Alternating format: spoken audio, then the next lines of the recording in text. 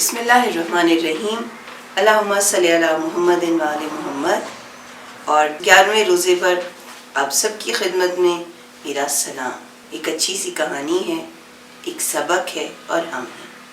مجھے امید ہے کہ آپ آج کی کہانی سے بھی کوئی نہ کوئی سبق ضرور سیکھیں گے، کیونکہ یہ ان بہترین کہانیوں میں سے ایک کہانی ہے جو اللہ تعالیٰ نے اپنے بندوں کو سنائی ہے تاکہ اس سے کچھ حاصل کر سکے۔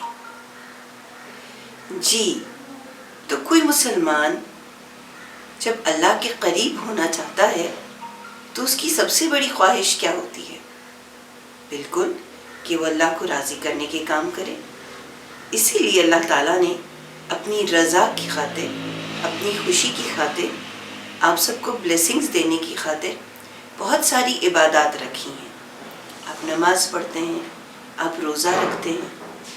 ان ساری عبادتوں کو ہم فروعات کہتے ہیں، فروع دین، جن میں یہ بالکل ویسے ہی کام کرتی ہیں جیسے جسم کے لیے سانس یا روح کرتی ہے۔ ایک شخص جب اللہ پر ایمان لے آتا ہے، اللہ کے عدل پر ایمان لاتا ہے، اللہ کے بھیجے گئے نبیوں پر ایمان لاتا ہے، اللہ تعالیٰ کی طرف سے بھیجے گئے ائمہ کو قبول کرتا ہے، قیامت کے دن پر یقین کرتا ہے، تو گویا وہ اسلام کا جسم بنتے دیکھتا ہے۔ اب اس جسم کو طاقت کہاں سے ملتی ہے؟ وہ ان عبادتوں کے ذریعے ملتی ہے۔ آپ اللہ پر یقین لائے، اللہ کے عدل پر ایمان لائے، اور پھر آپ نے عبادت کی، دعا کے لیے ہاتھ اٹھائے، اپنے اللہ کو پکارا، تو گویا آپ نے اپنے ایمان کو سٹرونگ کر لیا۔ آپ نے اللہ کے سامنے اپنی کیا خصوصیت پیش کی کہ اللہ تعالیٰ اپنے اور کسی کو نہیں مانتا، کسی پر یقین نہیں کرتا۔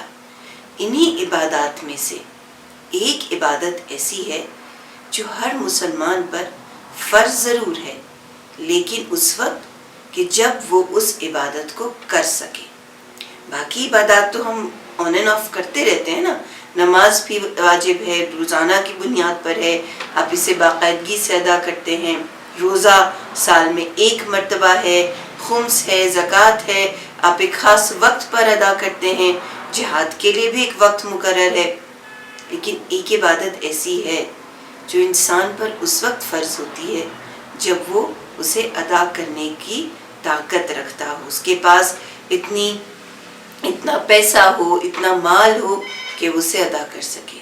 اور یہ عبادت ہے حج کی عبادت۔ بہت خوبصورت عبادت ہے، اتنا مزہ آتا ہے۔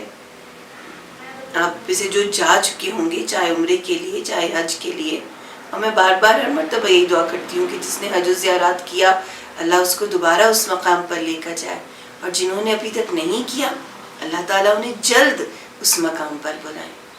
جیسے ہی ایک مسلمان کی نظر اللہ کے گھر پر پڑتی ہے تو اسے اپنے آپ پر یقین نہیں آتا کہ میں واقعی اس جگہ پر کھڑا ہوں۔ خانہ کعبہ کے ارد گرد جب آپ طواف کرتے ہیں، اور اس طواف کے اختتام پر ایک جگہ ہے جسے مقام ابراہیم کہا جاتا ہے، آپ اس کے قریب کھڑے ہوتے ہیں تو آپ کہتے ہیں پروردگار، یہ تیری کتنی بڑی نعمت ہے کہ میں نے تیرے گھر کا طواف کیا اور پھر اس جگہ کو دیکھا جہاں پر آپ اللہ کے دوست، اللہ کے خلیل حضرت ابراہیم علیہ السلام کے پیروں کے نشان ہیں۔ آج کی کہانی حضرت ابراہیم کی کہانی ہے۔ حضرت ابراہیم جن کو نمرود نے، اگر آپ کو یاد ہو، میں نے آپ کو ایک کہانی میں بتایا تھا نا، کس طرح حضرت ابراہیم نے بتوں کو توڑا تھا اور پھر ان کو سزا کے طور پر آگ میں ڈالا گیا تھا، لیکن اللہ تعالیٰ آپ سے بہت محبت کرتے تھے تو اللہ تعالیٰ نے آگ سے کہا تھا، اے آگ ٹھنڈی ہو جا۔ آج انہی حضرت ابراہیم علیہ السلام کی ہم ایک اور کہانی سنتے ہیں۔ حضرت ابراہیم علیہ السلام کو اللہ تعالیٰ نے حکم دیا کہ آپ اپنی بیوی حضرت ہاجرہ اور اپنے چھوٹے سے بیٹے حضرت اسماعیل علیہ السلام کو جس شہر میں وہ رہ رہے تھے وہاں سے بہت دور چھوڑ کر آئے۔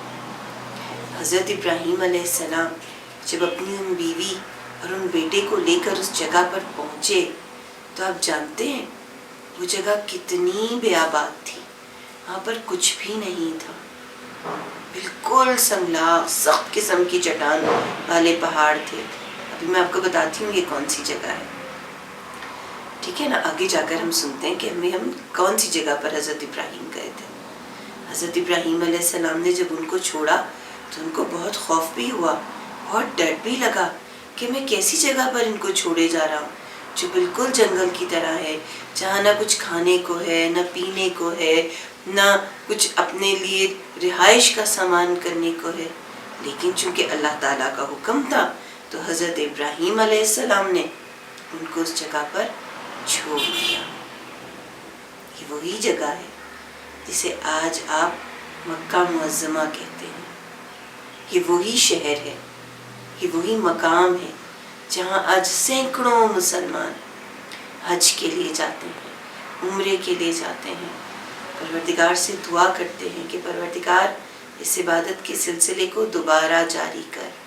یہ جو کرونا کی وجہ سے بیت اللہ اور آپ کی جتنی بھی دیگر مقامات مقدسہ ہیں، زیارات ہیں جو بند پڑی ہیں، پروردگار اس آفت کو جلدی دور فرما کہ مسلمان ان جگہوں پر جانے کے لیے بیتاب ہیں، انتظار کر رہے ہیں کب یہ جگہ کھلے اور ہم اسے دیکھیں۔ تو پیارے بچوں، حضرت ہاجرہ اور حضرت اسماعیل وہیں پر رہ گئے۔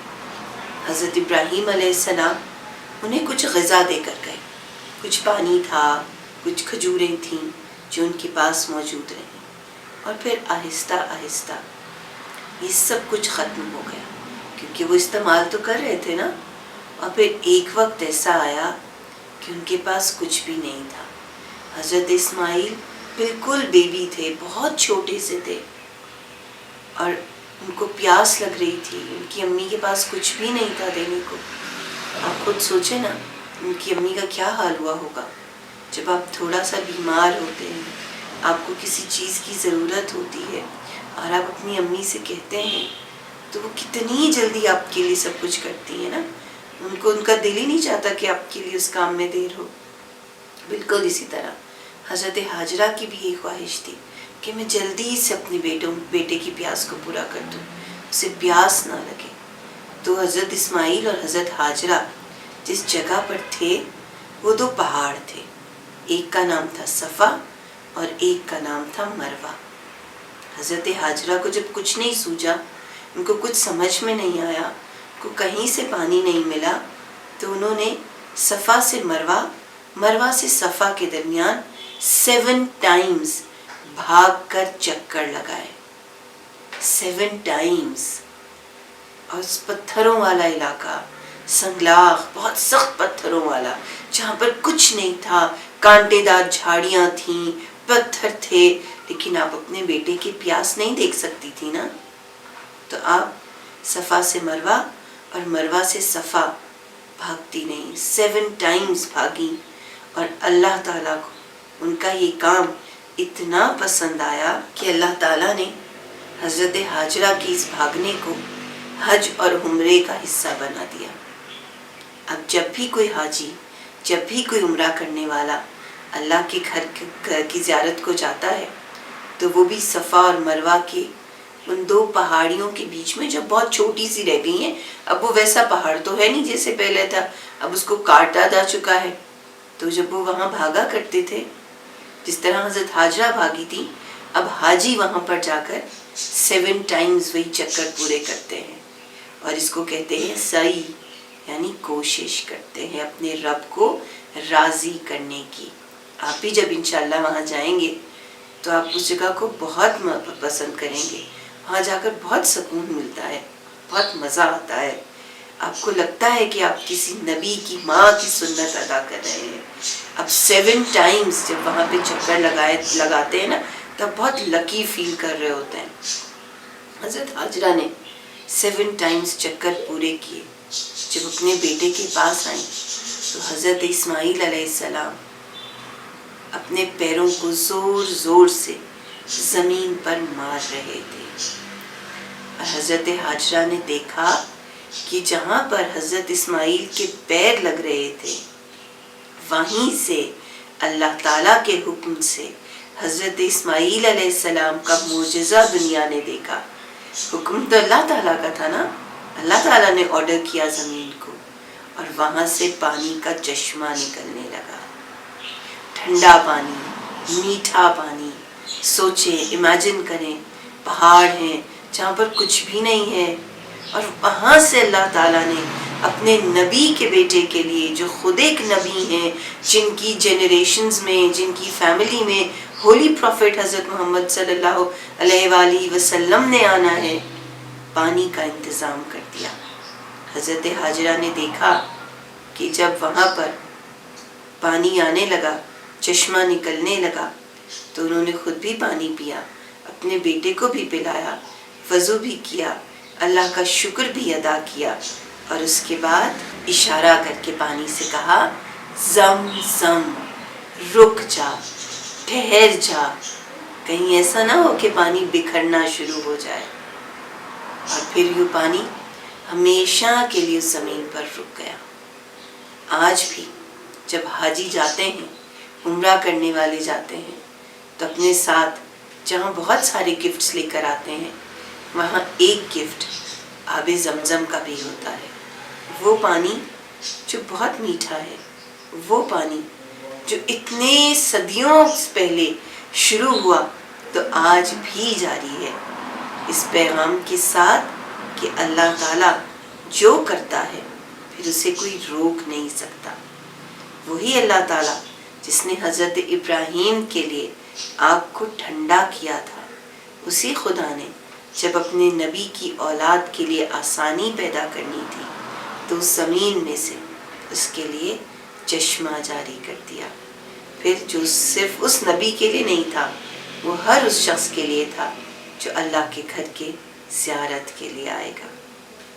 پروردگار عالم سے دعا ہے کہ ماہ رمضان المبارک کے توسل سے, وسیلے سے ہمیں جلد اپنے گھر کی زیارت کرائے.